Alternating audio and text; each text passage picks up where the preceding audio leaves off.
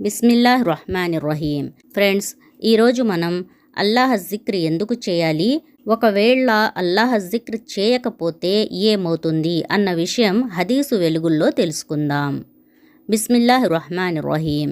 హజరత్ ఆయిషా రజియల్లాహు తాలా అన్హా ఉల్లేఖించారు, ప్రవక్త సల్లల్లాహు అలైహి వసల్లం ఇలా చెప్పారు అని.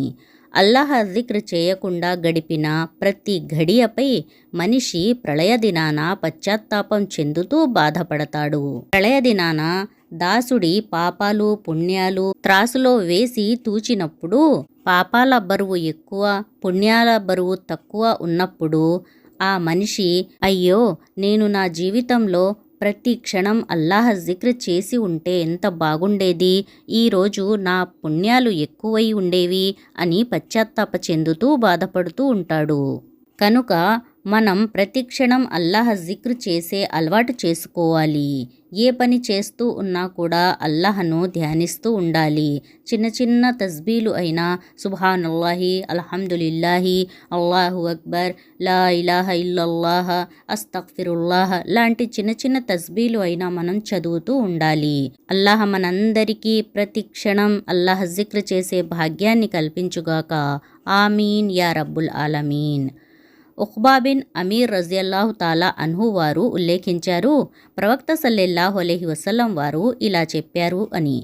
ఏ ప్రయాణికుడు తన ప్రయాణంలో అల్లాహ్ ధ్యానంలో మరియు అల్లాహ్ జిక్రులో నిమగ్నులై ఉంటాడో అతనికి తోడుగా దైవదూత ఉంటాడు. పద్యాలు లాంటి వాటిలో నిమగ్నులై ఉంటే అతనికి తోడుగా శైతాన్ ఉంటాడు. ప్రయాణం చేస్తున్నప్పుడు కూడా అల్లాహ్ జిక్ర్ చేస్తూ ఉండాలి. అలా చేస్తే మనకు తోడుగా దైవదూత ఉంటాడు. దైవదూత తోడుంటే అన్ని శుభాలే జరుగుతాయి, ప్రయాణం సాఫీగా జరుగుతుంది, మరియు మనం ఏ పనికైతే ప్రయాణం చేస్తున్నామో ఆ పని కూడా పూర్తవుతుంది. అల్లాహ్ జిక్ర్ చేయకుండా వేరే విషయాలు, పాటలు, నాటికలు, సినిమాలు లాంటివి చూస్తూ లేక వాటి గురించి మాట్లాడుతూ లేకపోతే వేరే పనికిరాని విషయాలు మాట్లాడుతూ మనం సమయం గడిపితే మనతోటి శైతాన్ ప్రయాణం చేస్తాడు. శైతాన్ తోడుంటే ఆ ప్రయాణం ఎప్పటికీ సాఫీగా సాగదు, మరియు మనం ఏ పనికైతే వెళ్తున్నామో ఆ పని కూడా పూర్తవ్వదు, అందులో మనకు శుభం కలగదు. అలాగే మరో హదీసులో హజరత్ అబూ హురైరా రజియల్లాహు తాలా అన్హు వారు ఇలా ఉల్లేఖించారు, ప్రవక్త సల్లల్లాహు అలైహి వసల్లం వారు ఇలా చెప్పారు అని. ఎవరైనా ఏదైనా సమావేశంలో కూర్చొని అల్లాహ్ జిక్ర్ చేయకుంటే అందుకై అతని కొరకు అది పశ్చాత్తాపం, బాధాకరంగా మారుతుంది. ఎవరైనా ఏదైనా దారి గుండా నడుస్తూ అల్లాహ్ జిక్ర్ చేయకుంటే అది వారి పశ్చాత్తాపం, బాధలకు కారణమవుతుంది. ఎవరైనా తన పడకపై వచ్చి అల్లాహ్ జిక్ర్ చేయకుంటే అందుకై అతనికి పశ్చాత్తాపం, బాధలకు గురి కావలసి వస్తుంది. ఎవరైనా ఏదైనా సమావేశంలో పాల్గొనదలిస్తే మొదటగా ఒకరిని ఒకరు కలుసుకున్నప్పుడు అస్సలాము అలైకుం అని సలాం చేసుకోవాలి. తరువాత సమావేశం ప్రారంభించినప్పుడు అల్లాహ్ దగ్గర దువా చేసుకుని బిస్మిల్లాహ్ రహ్మాన్ రహీం అని సమావేశం ప్రారంభించాలి. ఇలాంటి సమావేశం లాభదాయకంగా మారుతుంది.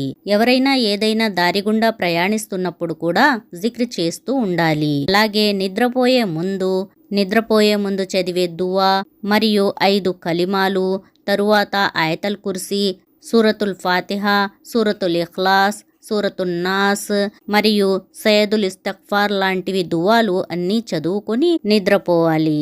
అలాంటప్పుడు వారికి మంచి నిద్ర కూడా పడుతుంది. వారికి సహాయంగా దైవదూతలు కూడా ఉంటారు. వారి వద్దకు శైతాను రాకుండా, చెడు కలలు రాకుండా వారు ఆపుతూ ఉంటారు.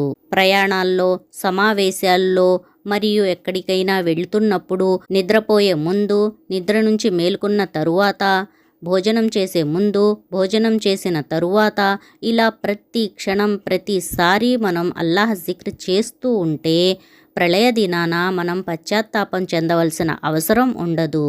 యా అల్లాహ్, మా అందరికీ ప్రతి క్షణం జిక్ర్ చేసే అలవాటును ప్రసాదించు. ఆమీన్ యా రబ్బుల్ ఆలమీన్.